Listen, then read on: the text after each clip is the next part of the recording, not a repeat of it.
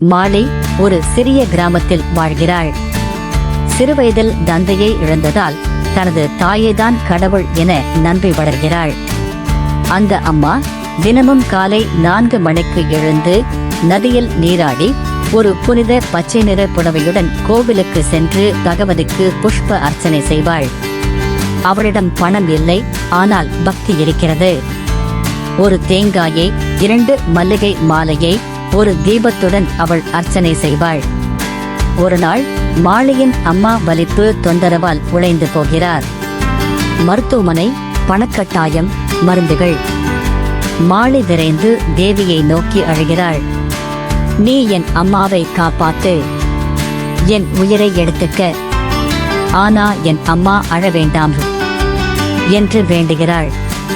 அந்த இரவு தேவியின் சன்னதியில் இருந்த தீபம் தானாகவே நெருப்பாக கொழுந்து விடுகிறது. மறுநாள் மருத்துவமனையில் அம்மா விழிக்கிறார், முழு நலம்.